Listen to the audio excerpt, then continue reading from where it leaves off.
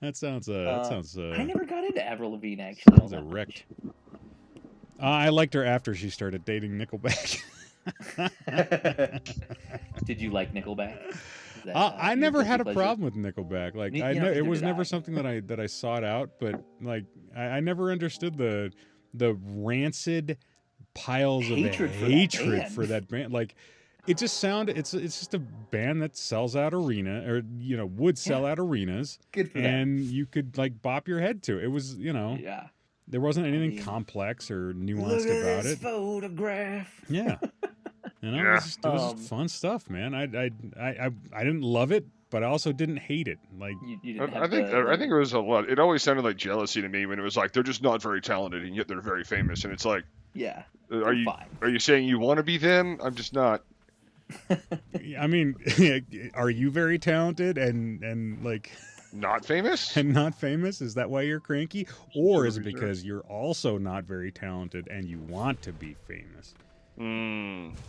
I mean, that really is in line with my bitching about that other podcast a second ago. That is yeah, that's true. It's- But you don't hate them.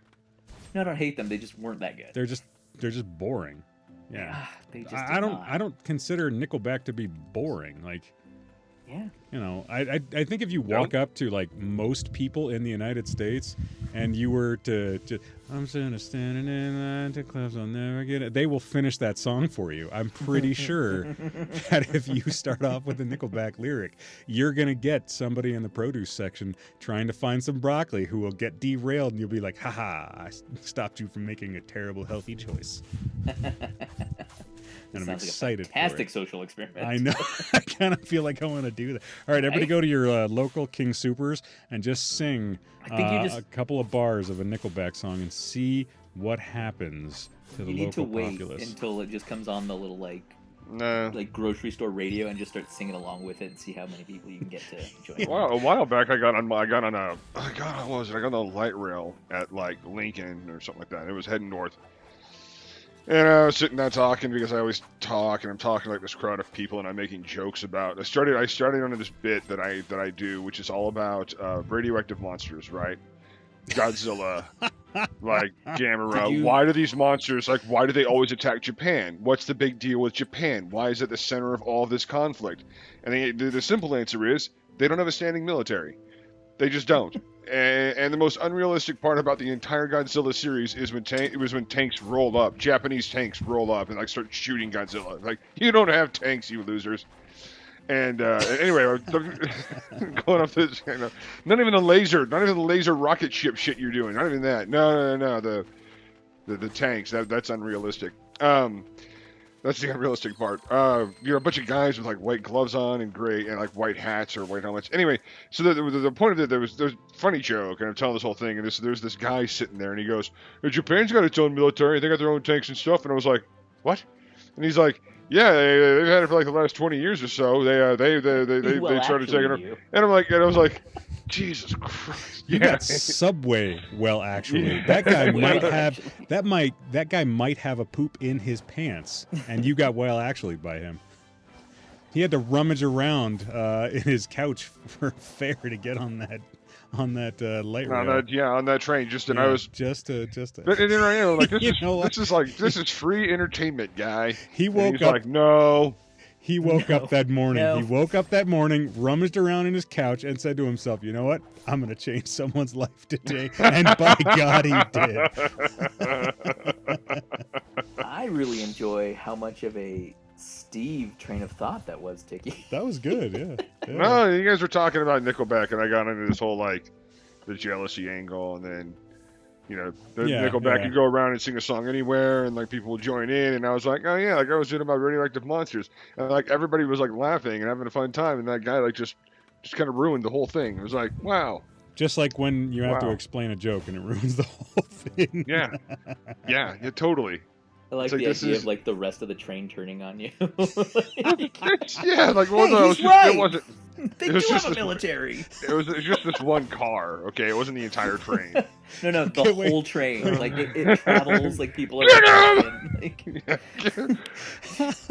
some I just- idiot on like- that other car who thinks that Japan doesn't have a military. No, Yeah, I did love you hear this that? There's a idea. guy I back love this. there. I gotta tell you, I love this idea that like you bomb in one train car, Yeah, you just go to it another. spreads. You just go to another train car and try to do the same joke again and see how it turns out. Man, that is a great way to do stand-up comedy. Yeah, there you go. You might actually redefine the formula for me. Holy crap, that's how dude, you that's could- hysterical. That's how I roll. Welcome to the Save vs. Poison Podcast, the podcast dedicated to gaming, general geekery, and enduring sobriety in an ever-maddening society. With your host, Will, and two guys that probably live under his stairs. If you're an addict, know an addict, or are just interested in exploring the outer mysteries of geekery, you're in the right place. Without further ado, let's get to the show. So yeah, it was a weird. That happened to me. That was a while ago, but yeah. Fuck's sake, that was funny as hell, dude. That was so good. All of that was so very, very, very amusing. I think the whole bit about the radioactive monsters is pretty funny as it is. That whole bit with Japan and all of that, and then yeah, you're right. Rolling into the then some jackass on the train. some jackass who I swear to God was wearing two different socks. Yeah. He's like, yeah, I was stationed there back in '89. And yeah, they got tanks. I saw tanks. They got their own tanks. They got their own air force. I'm like, cool. Thanks, bro. I was stationed there in '89. He's like, okay, all right. Well, we got the subject matter expert there. Why don't you explain Mothra to me then? That's how it should have went. That's where it would have been tell really the joke then.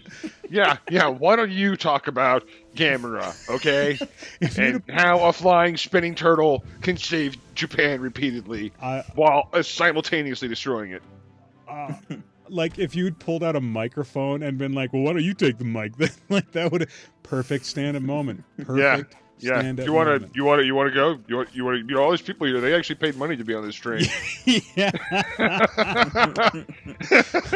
This train's car's got a 2-drink minimum, motherfucker. I don't think people pay. I don't think people pay the fare to listen to you talk. That's right. You know, pay a fare to listen to you talk. You shut your mouth. Oh my Shut your God. goddamn radioactive monster denying mouth. That's so funny. That's so Fucking Nickelback asshole. Nickelback asshole. Just because you don't have any talent and can somewhat sing, and you're on the same car as me, doesn't mean you can just steal my thunder. That's so good. Oh my God. Yep. Nice. Welcome back to the show, everybody. It's season 4, episode 10. And just like every week, I am excited to be here. Very excited to be here.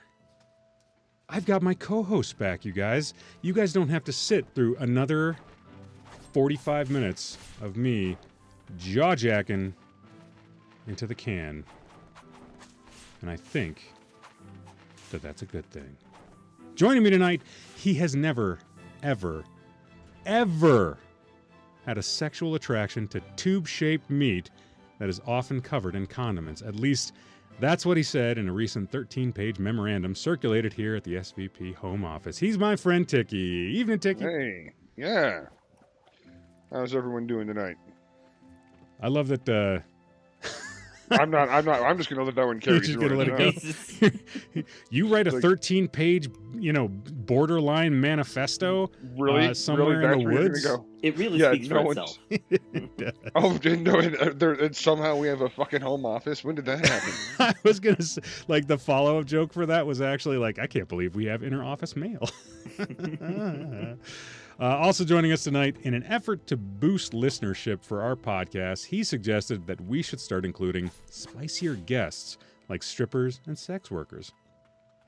I said I didn't know any, but Tiki, being adventurous, said he had a webcam and a pack of 8 Hebrew National Bun Lights ready to go.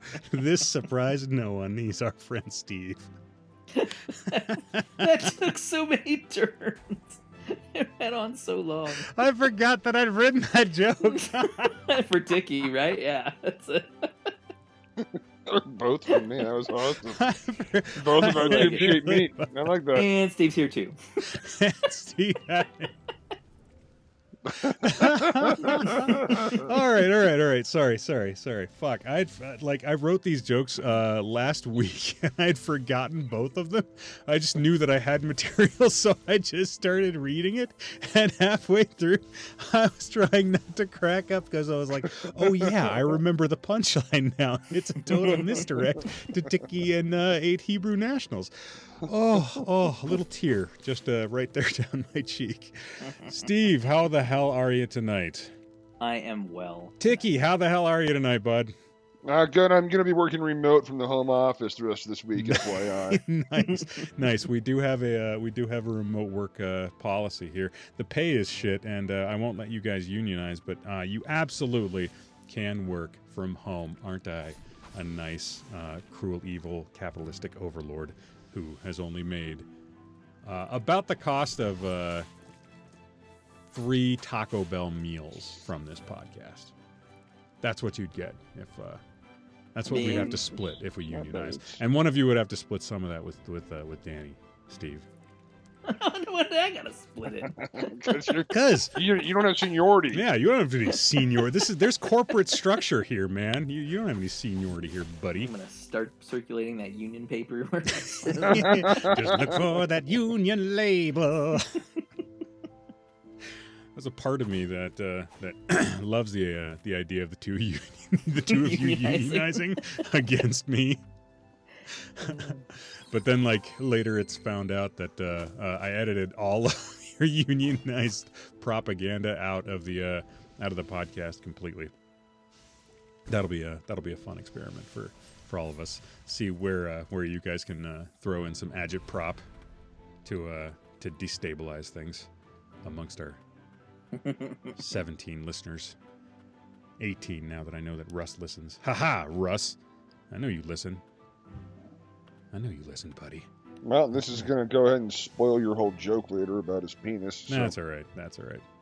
I'm good with it. I'm good with calling him out.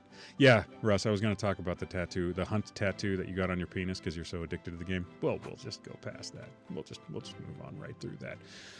How you guys been? I'm really sorry about what happened last week with the recording things, just schedule-wise, and then the family getting sick. I just couldn't make the timing work, and really appreciated that you guys are always so incredibly flexible with the scheduling of stuff.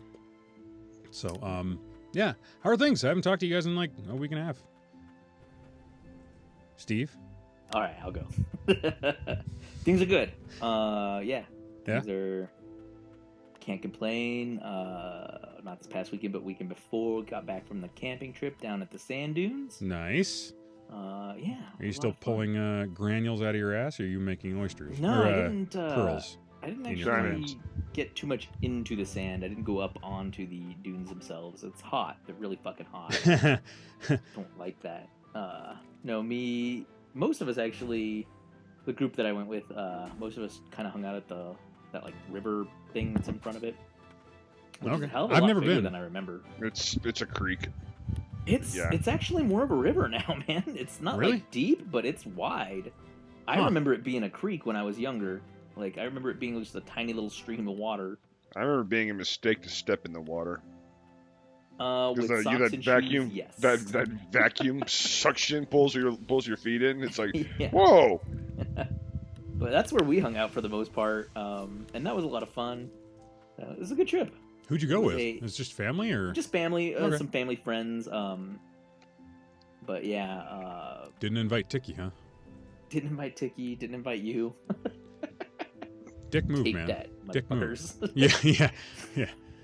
I don't want to socialize with you guys outside of this. Jesus. Yeah. I would say it was a 90% good camping trip. 90%. What was the 10%? Did you get traveler's diarrhea? We'll get there. Yeah, we'll get there. Okay. Oh yeah. Oh, good. We used to just call those the trots. Yeah, the old trots, the trotskis. Yeah. I had none of those problems. Yeah. Tiki, how are you, man? I'm all right. Yeah, everything going okay? Yeah. Things are going fine. Yeah. Still, just living life, existing, riding my motorcycle, probably a bit too much. But other than that, I'm doing great. Too much? Are you ignoring other stuff for the motorcycle? No. Well, I had to drop by to stop by this dealership the other day. I was like, I hear something kind of loose underneath my bike, and they were like, "Your chain isn't." they're like, "Look at this thing, man!" And I'm like, "Oh yeah. Oh, Should be doing more chain maintenance." gotcha. What, they just take a link out, or what did? No. Actually, well, no. All bikes come with a like. The You can chain actually tightener, move the rear axle. You can just tighten the chain a little bit. That's Oh, what they okay, did. okay, yeah. That's what they did, and they were like, you're probably gonna need a new sprocket, new front and rear sprocket, and then a new chain, at the end of the season. And Oh, I was that's not like, too okay. bad. You could do that yourself. That's pretty easy to do yourself, I think. I don't think it's that difficult. I think the hardest part is, one, I don't have a garage. Two, I would have no way of actually measuring the tightness to make sure that it's absolutely correct. Three, I could do something totally wrong. Four, Sure. There's a whole number of. I agree with you. It could be something really easy to do, or Yeah. Or yeah, I was talking with somebody today, a guy at the gym that rides, and we were talking about doing motorcycle maintenance and how incredibly paranoid just doing the simplest stuff makes you feel when, like, because you've been riding a lot longer than I have, but every time I ride after I've done maintenance on one of my bikes, I'm like, oh God, what does that sound? What, like, I become like hyper paranoid about every single thing that happened. Like, what does that bee? Is that bee connected to the maintenance that I did? It's inside my helmet. It's stinging me. Oh my God, I fucked up the camshaft or something. Yeah, that's well, I mean, I've done maintenance on a motorcycle before, so it's none of that's really that. I don't think that it's that. My bike's old enough; it's not that bad. Sure. I don't believe. I will say that the biggest thing is that because I don't have a place to work on it, I just don't feel comfortable doing that. And these guys are nearby. I've dealt with them before. They're really cool about everything. That's cool. Yeah, so I like them, and we'll just work from there. And even with them, they were like, "Yeah, ride the season, and then when you feel like it, schedule time with us, bring the bike by, and we'll get all the parts and everything, and have you set up." I was like, "Oh, that's cool. I like that idea." Well, cheers. So other than that, no, I mean, and that was something I knew was coming for like a while. I've got like all the stuff to clean the chain and to oil it, and I just haven't been diligent. So it's just something that's gonna have to happen, and it's all good. Did you ever read that book, Zen and the Art of Motorcycle Maintenance? I don't believe I did. That's a good one. It's I've worth heard. it. It's more about the Zen, less about the motorcycle maintenance, but it's a good book. Well, there was a lot of when I worked on my old CB750, I enjoyed that thoroughly. Yeah. Well, it depends on how you want to define the word thoroughly. Because, Got a sense of satisfaction out of doing the work yourself, right? yeah. Does that make sense? At the end of the day, I'm like, my back hurts, my hands are all cut up and covered in oil and grease, my knees are killing me. But now the bike is up on its center stand, and all I have to do is put on the back wheel, mount the chain, do that, get the seat tightened down properly the way it was going to go, and also replace the ignition switch because that's bad. That bike had like so many things go wrong with it. It was just, I don't know. It was just crazy. I mean, you're like just a held-in fart away from trying to juggle too much. Yeah. I mean, I wound up selling that bike because there came a point where there was, and even my ex-wife, she was like, could you fix it up more? Could you do more? Can you get this and this and this? And I was like, I can, but I'm like just really tired. Yeah. Really, really tired of doing this kind of stuff. Like, I just want to take a nap. It's like buying a house to fixer upper, and it's like, can you do this and this and this? And it's like, yeah, but I kind of want to just sit around and watch TV. Yeah. No, I get that. Things are good though. All right. Well, speaking of maintenance, my name's Will, and I'm an alcoholic. My name's Tiki, and I'm an alcoholic.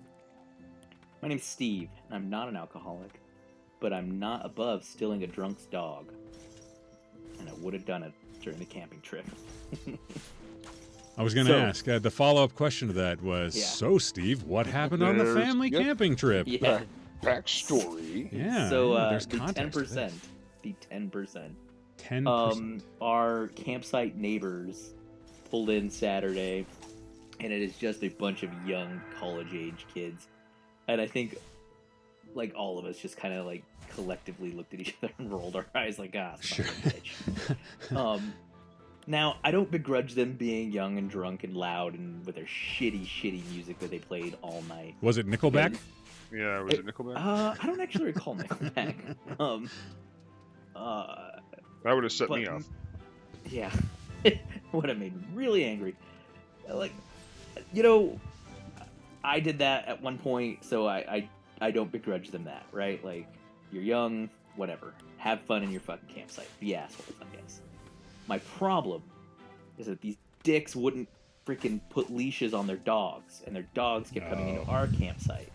Now, this isn't a problem in the sense that, like, their dogs were nice. Great. But I didn't know that their dogs were nice. Sure. And furthermore, they didn't know that my dogs were nice. That, you know, all the dogs that we had like 6 dogs with us. Like, it was ridiculous. It's like 4 people, 6 dogs. You brought too many dogs. It was a bit extreme. But they didn't know that our dogs were okay, right? Right. So these drunk assholes, because of course they did. We all turn in for the night, and they keep partying. Mm-hmm. Well, they lose their dog in the middle of the night. I know this because I heard them wandering through our campsite shouting for their dog named Chief. Yeah. So we're all trying to sleep. These dicks are just wandering around shouting for this dog. I hear another campsite apparently found this dog, lured him in with treats. The only reason they did that is because they heard these people calling for their dog. Right. And I hear the guy who found the dog ask the guy who owns the dog, yeah, so we didn't see a collar on him, we were, just got him. That's like my dog to roam free, man. He literally said, yeah, I don't really do collars with him. Oh my God. So it was at that point that, like, in my head, I really made the decision that if they lose it again, I'm taking it. Yeah. Like, if I hear him, like, it's apparently a nice dog. It was a pretty dog. It was like a black and white husky. Oh. I was like, I'm stealing that dog. I'm going to lure it into my car with treats, and I'm going to drive away. And then it's going to be my best That's friend, gonna be and we'll my dog. cuddle, and we'll go on adventures, and I'll eventually write a children's story that'll get me on the New York Times. God damn it, they took the dog back. Even if my wife didn't want the dog, I knew some people. Will, Maybe it's you gonna want be the like dog, right? I probably would have taken the dog, yeah, 100%, Yeah. man. Oh God, I kidding? thought you were gonna be like, yeah, and it's hot dogs for everybody. No. No, I'm not gonna eat Jesus, that I was dog. like, No. you sick bastard. It's got to be in tube shape, and I have to be able to easily put ketchup, mustard, and relish on You it. don't think you could do that with a dog? You Not just that, put it not, into a not, cheap- no. Do you know how hard it is to get ketchup on a dog? That's not a very butthole eating difficult. dog, to but do. I didn't wanna eat this dog. It's very easy to get ketchup on a dog. I'll have you know. That dog's gonna lick that ketchup off like half a second after it gets No, on you there, put it. right? You put it in the center of their back. They can't get to it. I have another dog though, so that one will get to it. that one's gonna get to it. Like You just It look was at that, in man. best You know what? friends, Will. I'm throwing out solutions here. You're just throwing negatives you're back at me, throwing all hot right? dogs down the hallway trying to get me to bite. I'm not doing it, buddy. I'm not doing it. All right, that hot dog's been in a hallway. So All yeah, right. that's how I almost stole a dog. Huh. Yeah, so that's better than my week. That's for sure. Oh, that's a slight. It's a better story than the one time that I almost stole something, living from another person. But that was when like I think that one of the patients came in on meth and like had a baby, and I don't know. I do recall that story. Yeah, I think it's a HIPAA violation for me to tell any of it. So yeah, but I almost stole a baby. I told that story later that night, and of course this is back when I'm still drinking. So It seemed like a good idea. seemed at the like time. a good idea. I mean, I wasn't drunk there, but like I'd done that thing, and then like later on, when I was off call, I'd had a couple drinks, and I'm like, I would steal that baby. Like there's people around me going like, you're not stealing a fucking baby. I know, but it sounds better when I'm drunk to say I'd steal a baby. I actually just thought of myself as Kevin Pollak from Willow. I stole a baby from a stupid bikini. It's a good scene. What? Kevin Pollak was funny in that movie. Big, I'll tell you. fat, stupid bikini. Big, fat, stupid bikini. Oh, God. Such a good movie. Such a good... Can't believe they're remaking it. Why would you remake it? They're not not Are they remaking remaking it. it, or Sorry, are they they're continuing? sequelizing it. They're sequelizing it. They're Sorry. making a Which I'm sequel to it. here Oh my for. god. Yeah. Yeah. Yeah, I know, and they've actually got what's his name who played Willow. He's Yeah. back. Warwick Davis. Yeah, Warwick Davis is back in it. It actually looks pretty interesting. Looks like it's got a lot of the same same sensibilities of The an adventure aesthetics. movie, but with the aesthetics, the setting. It seems like they're doing the first movie real good justice. I don't know what's going to happen with Val Kilmer's. You know, I I don't say know, no Mad Mardigan. Yep. No, Mad they Mardigan. won't have Mad Mardigan, which is probably why they had to get like 5 other people to help out in the quest, because you didn't have one Mad Mardigan. You need one Mad Mardigan. That's all you need. That's all you really Truly, yeah, that's all you really need. So, need. I can dig it. I can dig no, it. I All right. I'm trying not to prejudge that one. Yeah, like I keep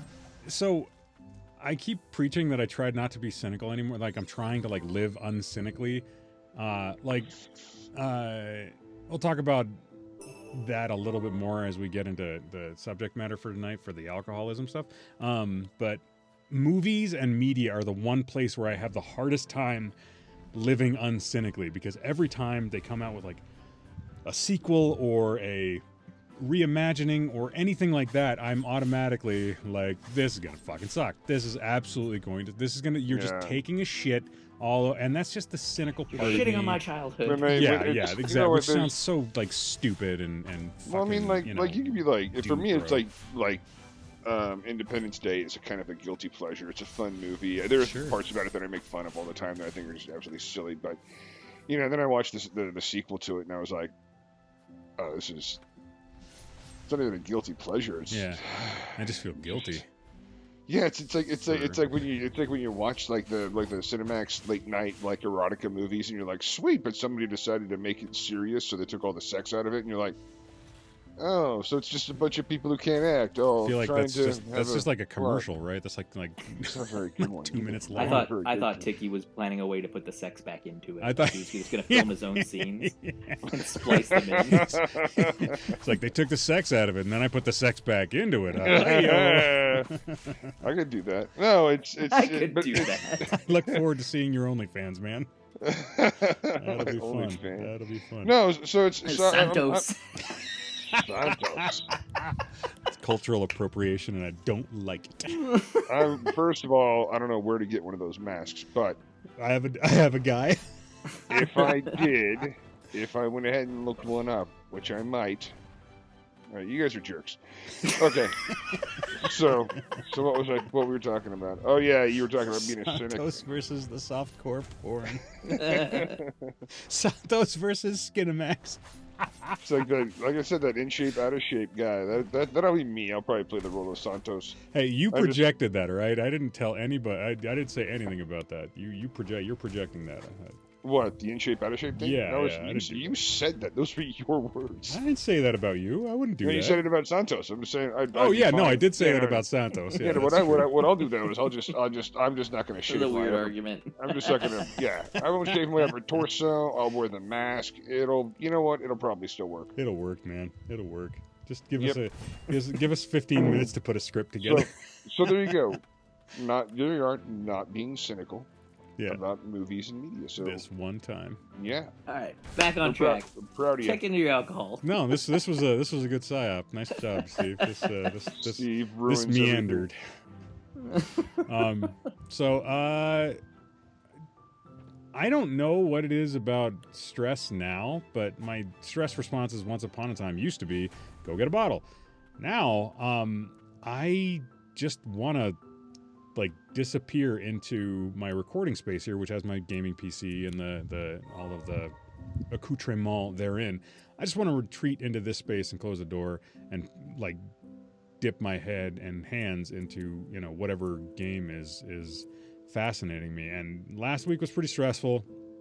I talked a little bit about possibly having to go back to work a little bit more in terms of full-time work, which I'm not super excited about, but that's sort of first world problems. But it is a change. It's a change that I don't want, so it still does cause stress, and I have to recognize that exists, and I have to deal with it in a healthy manner. But I I really haven't had very much in the way of any kind of craving towards alcohol, and I'm actually kind of really pleased about that. I had the stuff over the vacation, which was mostly just, the environment that I was in was the first time I've been in that environment sober, and the previous times, I talked about on the show being, in quote-unquote vacation mode, and how, different that is from, active alcoholism to in recovery. So yeah, haven't had any issues in the time since recording the last podcast. So it's pretty good. I'm pretty pleased about the whole thing. The other things have been stressful, and that's been frustrating. But as far as the alcoholism stuff goes, I've done all right. I have navigated well. Tiki, how are you holding up, Fran? I'm all right. I don't really have any strong cravings for alcohol, for booze right now. Yeah. Doesn't happen very often, and right now it's mostly staving off boredom and trying not to drink too many energy drinks. Oh, yeah. Have you gotten to the place where you drank like too many and then started buzzing in and out of the space-time continuum? No, I don't. It doesn't. I've built up a really solid tolerance Nice. to caffeine and iocane powder, and I'm basically not like really phased by it anymore. Like I drink like 3 rock stars, and I'm just like, nah, whatever. I'm gonna go take a nap. Even my heart's not working like a hummingbird anymore. What the hell? Yeah. Yeah. It's just you know what my problem is that it's my heartbeat is just like a jazz band. It's all irregular rhythms. But other than that, I mean, and that's a small price to pay. You might want to get on either Medical Help or America's Got Talent with that. One or the other. One of the two. Yeah, one of the I'll two. work If on it's jazz banding. It just doesn't. It can't keep my heart rate just can't keep time anymore. Nice. But no, everything else is coming along. We're still watching bad movies, and man, Stop validating their existence. God damn it. you know what it is. Do And this tell. is, and I was thinking about this when you were talking about like being cynical about media and movies. Yeah. I was like, man, I watch terrible movies all the time. You know what? That means that every once in a while, when I find like a little diamond in the rough, I'm like, that is amazing. Yeah. But I go in with the expectation that whatever I'm watching is probably not going to be all that awesome. Yeah. Do you go in with a cynical mindset when you're watching these? Because I feel like No. most people that watch bad movies do it ironically. And I think that most ironic kind of ideation all comes from a cynical place. I think what I should do, and I don't do this right now, is there are several like bad movies like that really had like low budgets or weren't that great, but still in the end kind of pulled off like kind of a cool, that I was kind of I don't want to say proud of, but I was kind of impressed by. Gotcha. And those are the ones that I don't talk about. I have like a list of movies Yeah. that I've watched where I've gone, hey, that wasn't so bad. I really went in genuinely thinking this was gonna suck and I was gonna have a terrible night. Yeah. And now I'm not feeling too terrible. So maybe I should talk about those two instead of just the bad movies. Nah. Nah. All right, moving on. Moving on. Moving Steve, we already on. heard about you wanting to kill and eat that dog. Don't. I just wanted to steal the dog. Yeah, just steal the dog and then bring it to me, and Well, we'll I'm not make it above work. eating a dog. I didn't want to eat that dog. Like, my sister-in-law has moved out now, so like we have a little bit extra room. Her cat is going to be gone in a bit, so we can have another furry creature in this house. You can We just could let do the another dog eat the dog. cat. And I love huskies, man. Huskies are good dogs. He was I think a pretty dog. You got to work on them. You got to work a lot. They're smart dogs, but they're good dogs. Anyways, Steve, do you have anything to share this week? I don't think so. Like I said, things have mostly been relatively good. Okay. Cool. So, for this week's subject of conversation in terms of alcoholism, I wanted to talk about something that came up last night on the stream. And I didn't give my co-hosts very much time at all with this, but they're both bright guys, so I know that they're going to be able to catch up and probably give me some insight into this. Right around 9:30, which is a half an hour into the stream, and I've gotten through my preamble stuff, my hey, how are you, welcome to the show, blah blah blah blah blah. I've done the David Blowy, which is when I do a breathalyzer test on screen, and I introduced and started having conversation with one of the members of the community who is 6 years sober. He's about 2 years older than I am. So he has, he's got corporate seniority as far as those metrics are concerned. And he was giving us his superhero origin story, which, as somebody that has been to a couple meetings, there's a lot of that kind of happens. So it almost becomes this scripted thing where you start talking about, okay, so here's what happened, and this was the date, and this was when I realized that I needed help, and this was the first couple of months, and blah, blah, blah, blah. So into chat comes a new chatter, and they had followed the stream about 2 weeks earlier. And I'd seen their name because we don't get a gigantic amount of followers. We've got about 102 followers, about 102. That's a very specific number. I should have said about 100. We have 102 followers, which is great. I'm really excited about that. But he was the last one about 2 weeks ago and came into the stream for the very first time last night and said, hey, what's up? So I did my normal thing where whenever a new person comes in, I try to engage them immediately and say, hey, welcome to the show. Are you here because of the gaming stuff, or are you here because of the sobriety stuff? And we started talking a little bit about the fact that they were here because a friend of theirs had seen the show and pointed them to it.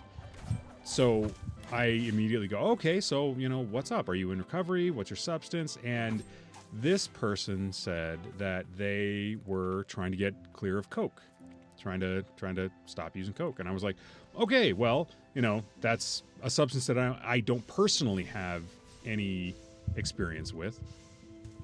And then after engaging a little bit more, asking another, kind of pseudo-probing question, they went off on this. So the last time that I did substances, it was like Adderall, weed, booze, Coke, all at the same time, and I lost like 2.5 days. Now, at this point, all I can think is that is a strong cocktail, my friend. That is a pharmacy, worth of shit that you put into your body. And I don't have any experience with doing all of those things all at the same time. The most I can say is I've smoked a little weed a couple times in my life. I've had a couple of edibles to help me sleep a couple times in my life, but on the whole, I don't like weed. I've been drunk as a monkey several times. That was always my substance of choice. But as far as like Adderall or Coke or anything like that, I have no experience with that whatsoever, and I never wanted to. It was never something that keyed into me. So the question that and we taught, luckily the community member that was already in there talking with me, a guy named Tweezus, who's a great guy, he had experience with this kind of stuff, so he was happy to engage and say, hey, this kind of thing and this kind of thing. And I had a couple of cliche things to say, like, hey, find yourself, a professional, and maybe see if you can find yourself your way to like an NA meeting or something like that, right? The first couple of steps are usually the easy ones to point out, but I felt woefully out of my depth when talking with this person. And I'm wondering what your guys' thoughts are on what you do when you're presented with somebody that is further along in their addictions or has more severe addictions than you do, and not from a judgmental standpoint, because like I always say, we tend our own gardens, we worry about our shit, first, and then, if people ask for help, we're more than willing to offer that help, right? Like you go on the Stop Drinking Reddit, you're happy to throw some encouraging comments or some piece of advice out, right? If somebody comes to you and says, hey, I would like some help, do you know anybody? Yeah, of course, 100%. Here, this is what I got for you. But in this instance, I felt woefully out of depth. Tiki, I'm going to turn it over to you. What would you do in that instance? In that instance, yeah, I mean, it's I guess I think of it as not a competition, but that kind of like strikes that chord of, wow, I really I don't have much. Like if you're looking, like you were saying earlier, if you're looking for the man on the mountain, if you're looking for the guru that you need to seek, I am not him. Right. I am at the lodge, base camp, fire, having a fun time, telling jokes and stories about Japanese military. Like really, you need to get help beyond what I can give. I can give references. Right. That's about the best I can do. For a lifetime of fuck. What the fuck? What the fuck? I don't know what my phone's doing. It's being weird. Sounds like it's playing some advertisements for you for NFL gambling. Are you playing fucking Candy Crush while we're trying to solve the mysteries of recovery right now, you fucker? I am not playing Candy Crush. Yeah, because like to go at it though, to have like that much in terms of your addiction, you're not like for me, I was always self-medicating, and I was always trying to basically adjust my mood or at least control it in some way, or at least I thought that I was. It turns out I was doing the exact opposite. But I was using one substance to do that. So when it comes down to like, well, I've got, wow, what did you do? It's like, oh, heroin, coke, and I had some weed. I'm like, well, the weed is the least of my problems with what you're talking about right now. Right. I was also really drunk and like, oh, okay. Were you smoking cigarettes? Because we may as well throw that out there while we can. How many Twinkies did you shove up your own ass? How many Twinkies did you shove up there? There's only so much that I have. I'm not an expert in those areas. I would definitely say go to an expert, go to a clinic. It's the storyline of like, there are things like I was talking about my motorcycle. My motorcycle has issues. I go to a motorcycle mechanic. Right. I get sick. I go and I talk to my doctor. Right. I have an addiction problem. I don't go and talk to a guy on a subway car who's ranting about Godzilla versus Mothra. Like I don't like, that's not the place where you go. That's not the right place. You need to find the experts. You need to go to them, and you need to hopefully get the help the proper help. Right. Although I gotta tell you, if you're gonna engage with somebody, I like the idea of a cokehead engaging with the guy on the subway train or the light rail train, well actualing you on Mothra and Godzilla. Yeah. That sounds, honestly, that's like right out of a movie to me. I love the idea. That guy, yeah, you're like, that guy is the expert, motherfucker. I just assumed he was on coke. My baseline assumption I was stationed there in '89, man. I'll tell you what, like, keeps rubbing his nose and sniffing. I was having so much. Yeah, we were making such good progress. Yeah, again, I like I said, you got to find the experts, find the people who can actually provide you the right level of care right. that you need. My recommendation is still going to be just find a clinic, find an expert. You can't come over to my house and do detox. That's not going to happen. God damn it, I was really counting on that. I want to meet your dog. And then eat him. Yeah, weird. I don't want to eat dog. Dog. No. That's Steve. All right, dog. And he doesn't need rehab, as far as I know. But I will come over with a pack of Heber Nationals for you. I'll do that. There you go. There you go. Happy to. Steve, what would you do in that instance? Well, so it's a little bit echoing what both of you guys have said, right? Pointing people in the right direction. But I think for me, being that like. Me being on this podcast with you guys is like this exact situation for me every time, right? Right. I don't have these addictions. I don't have a position of authority, so to speak. It's not a competition. Well, it's not. But at the same time, I don't have that point. I mean, at least for the most part, I don't have the point to draw on. So that being said, I think it's key to just kind of speak with that honesty, even in that look. I don't have these things to draw on, but I do think, I do know that you can get help in these places, steer somebody to the right direction, if it's somebody close to you, I think you can absolutely be there for them. I'm going to support you no matter what. I will help do what I can to get you this help. If it's a stranger, kind of like in this situation, pointing them in those right directions. That you guys already have a baseline. I have a bit of a baseline just from talking with you all.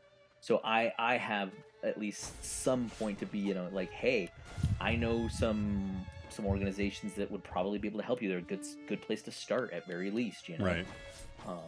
So yeah, I think it's just not trying to, you know, come off as some authority on it. Like you said, not trying to make myself into some guru, you know, Right.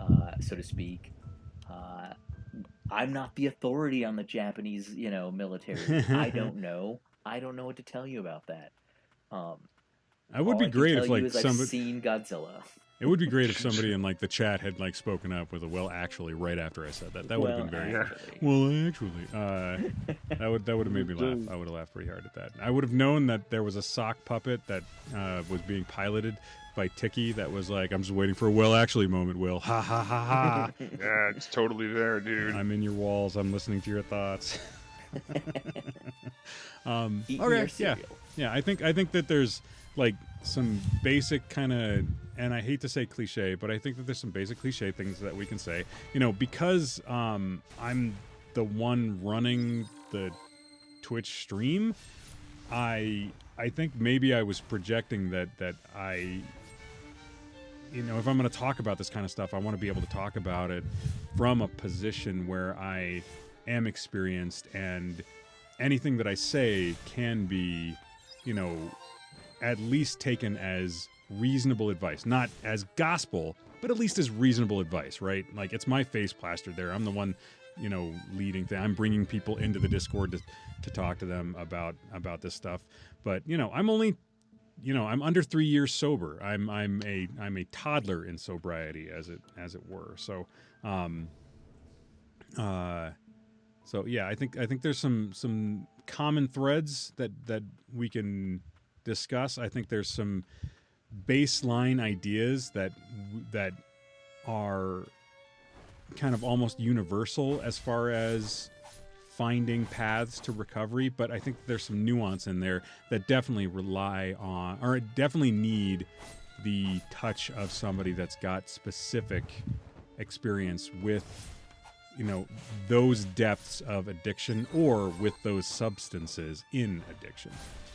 I know that when I did intense outpatient therapy for my addiction, the therapist that I responded to the best was the therapist. I had two. One was in recovery. One never had a problem to begin with. They just saw the damage done and signed up to, you know, take the classes and become certified and lead the groups and stuff. But the one that I really responded to was the addict in recovery, who was also, you know, a therapist. So yeah, the subject matter expert. I think that's really important. But I think that everybody has some measure of experience if they're in recovery, where they can say, hey, you know, I got a couple ideas for you, but you're going to need more specialized help and community than I can give you right here, right now. I don't know. Does that track, Tiki? Yeah, I understood all of your words. Sweet. Steve, we doing all right? You want to go eat a giraffe? I mean, generally. Good. All right, so he's not going to do it by himself. No, God, no. One bite at a time, and that is a community thing. Bring a couple of friends. Do you have to cook your own? Is it like a fondue thing, Steve? You know what I'm wondering too. Also, ideally, it's you know, prepared for you. You do that. Okay. So what if you do the drive-through thing like in the Flintstones, and they do the leg all cooked up and they set it on one side of your car? As long as it's cooked and seasoned and delicious, we could do the Flintstone thing. Okay. Bring a truck. Bring a truck. Cheers. Just trying to figure, you know, setting expectations. You got to sort it out. There's a lot of logistics to get. There are a lot of fork and knife. This isn't something you do like, you know, on a whim. Yeah. Awesome. All right, so for tonight's gaming topic of conversation, what do you do when you hate the game that all your friends want you to play, but you still want to spend time with those friends? Now, Steve, I don't think you've got something specific for this. I think that you're kind of an all-comer for gaming. Like you'll try something specific. Oh, you do? Yeah. Oh, saucy monkey. Oh, I'm excited about that. And I know that Tiki 100% has a game that he feels this way about. So, Steve, why don't you, since you've got something, man, go ahead, Okay. throw down, Here's brother. the thing, though. I have something, but I don't know that it answers what you're asking Okay. in the best way. Okay. Okay. So, my experience with this is, back when before certain friends left the state, they'd You're always talking do about some, Ticket to Ride, aren't you? I am talking about Ticket to Ride. Oh my yes. fucking God. I pulled that one out of like antiquity. Hell yes. Yep, I have bitched about this so much. So we'd get together, we'd do different board games, Seven Wonders. I believe we played some Settlers of Catan at one point or another. A couple others that I'm not recalling off the top of my head. Seven Wonders was a lot of fun. I actually miss playing that. Huh. That was a good one. But they quite often always wanted to play the game Ticket to Ride, which is the worst game ever. It is just building trains. It's just building lines of trains. It's Snake. It's basically just Snake in board game form. It is tedious. It is awful. I hate it to this day. Didn't you earlier say that John was mad at you? If he hears this, Yeah. he's going to be pissed. Yeah. Well, so what do you do when you gotta play a game that you don't like? In my case, I mostly just bitched about it, and I Until feel they like I left the kind of started state. I feel like I kind of stopped getting invited quite as much. Maybe wow. I didn't. Nice. Maybe they just didn't play it as much when I was over. I don't really know. That game's fucking terrible. You passive-aggressive your way out of game night. I hated that game, man. It is just not good. Sounds like you still do. Yeah. I feel like Sounds you like really you're gotta be pretty high to enjoy it. You know what? It sounds like you live in more affluent neighborhoods of Denver, and you're talking about Nickleback. I mean, kinda. You got that hate. You got that hate. Ticket to Ride is Nickelback? Nah, Nickelback's better than Ticket to Ride. Nickleback is fine. Nickelback. Exactly. That's my point. It's fine. It's not And Ticket great. to Ride Yeah. is not fine. Yeah. Outside of that, yeah, I enjoy basically every game, and I'll sit there and play it with you no matter what, even if I'm not very good Right. at it. Like I was actually like when I thought of this subject matter, I was like, all right, this is something Steve probably won't have anything to do with. I mean, but Ticket to Ride sucks. yeah. I mean, that's it's.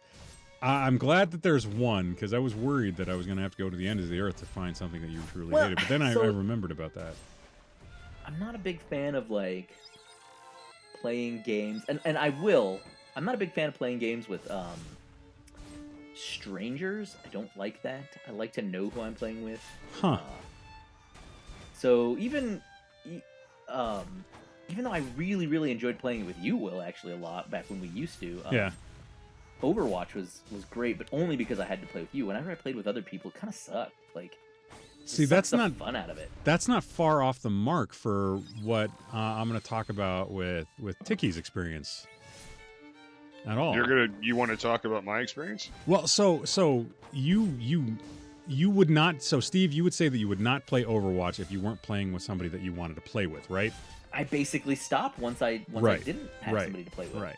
So Tiki, our mutual friend, is absolutely obsessed. We talked about the fact that he's got a tattoo of Penis tattoo. he's got the penis tattoo of the Spitzer ammo cost on the side of his penis. I was going to say, could have just also been a barcode. Could have been, for the UPC for the game. Yeah, totally. So he likes playing the game.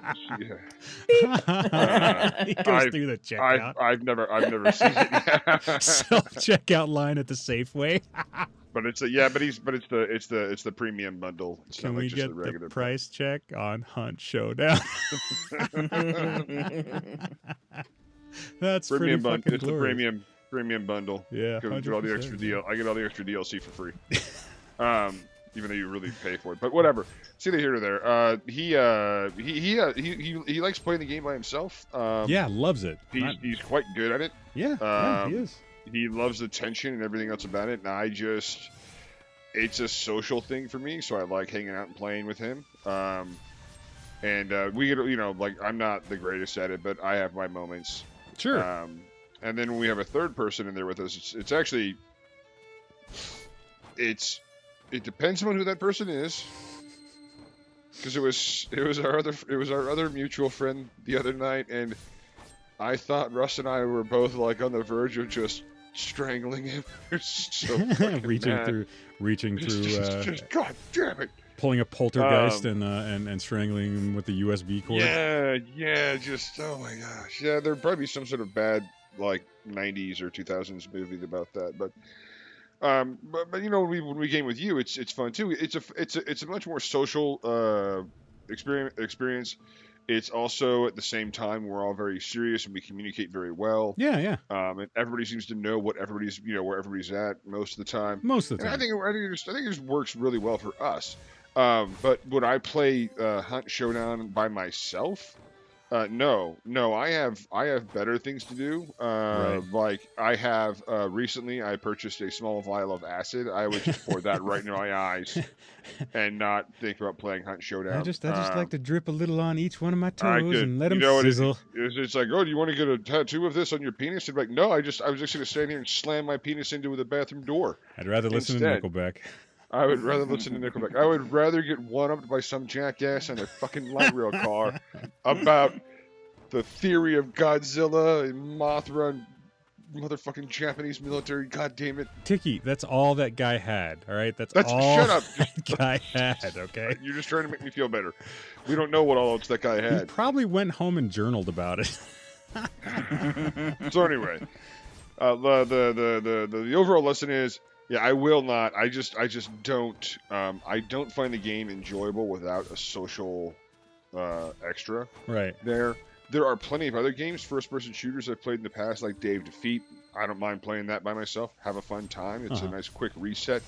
I don't mind with some of the other games that I've played with our other friends, but Hunt is just, there's something about, hey, here's a bunch of money, spend it, build this character, get it all set up, take it out there, headshot, okay, you're dead, now do that again. And it's like, well, why would I do that again? Like, I was like 2 minutes of gameplay? Do that again? Jesus Christ. It's like when you go, it's like going to a Dave & Buster's and you found out they turn up all the difficulty settings to like super fucking high, and you can't win tickets anymore and you can't win shit, and it's like, well, why would I hang out here? So the fucking $7.50 wings are so good. No, beers? I'm just kidding. I don't. Do they have wings? They probably have wings. Yeah, they do. But the wings are good. The point being, why would I invest like emotionally, monetarily, everything else into this when by myself there is no commiseration, no social aspects, no even sharing the loss with somebody else. It's just me wanting to rip my headphones in half. Right. So no, I don't play if it's just me. I don't play. Right. So for me, I like playing Hunt, but I haven't had to play it solo. I usually have folks that like. Usually you and Russ are on, or I've got Kopi and Bowler that I can play with, or I can pull somebody from the community, from the Twitch community to play with. So I haven't had that experience with Hunt. I could see why you would get so frustrated with it. But for me, so I'm not a huge fan of Magic the Gathering, and I've sunk some cost and time and energy into it, and I'm so much more interested in the social aspect than I am in A, getting better at it, or B, going outside of the like I don't think that I will ever play that game outside of the social circle that I play. So Steve, Mark, Ryan, Kyle, like if people come into that circle, that's fine, but I gotta have Steve or Mark or Ryan or Kyle there for me to want to do that, because those are people that I want to spend time with, and I recognize that with every single one of those people, except for, maybe Mark, it's really hard to get any kind of FaceTime with them. So I'm willing to go to them doing something that I like. If I had a cheap alternative to Magic the Gathering that everybody could kind of buy into, I would present that as a possibility. But even that I know is kind of would be kind of a difficult thing to do Maybe the board game collection that I've got, we could find something in there, but everybody's so busy, and they're just going to get busier. Ryan, with the kiddo coming, and I'd be surprised if Kyle doesn't have the same thing happening in the next year or two. You got to go where your friends are. With Russ, I know that it's going to be difficult to move him off of that game. He tried playing Hell Let Loose, but didn't really like the combat all that much, I don't think. No, he didn't say that. He actually said he didn't like the time consumption of getting back to the battlefield. Which is so funny to me because yeah, Hunt is such a fucking running simulator as it is, anyways. Like, I mean, it's not just that. It's like even getting back into a game of Hunt, you have to okay, I got another character. Weapons are they going to work for me? Do I need special ammo for each weapon? How much does that cost? Like, I have to go through all the, you go through like the 4 or like whatever the 3 different layers of items you're going to take with you, and you have to measure that against the money that you have on hand, or you're going to get a legendary hunter with 3 different traits that you don't. And it's I don't understand the whole I don't like the idea I have to travel and do this thing. Like, I have to actively do this thing, and it's like, well, yeah, you actively do that thing all the time. Yeah, and then I mean, there's some tension that happens when you're on a 3-player team and you're the only one that's currently knocked out because you can watch the other players on your team. But with a game like Hell Let Loose, you can hop back into the game within 30 seconds of your last death, and I'm not complaining. This is not a complaint about Hunt, and it's certainly not a complaint about Russ's love of that game. I'm happy to play that with Russ, but I don't know that I would play that if I didn't have people to play with. No, Munchkin. That's the other one.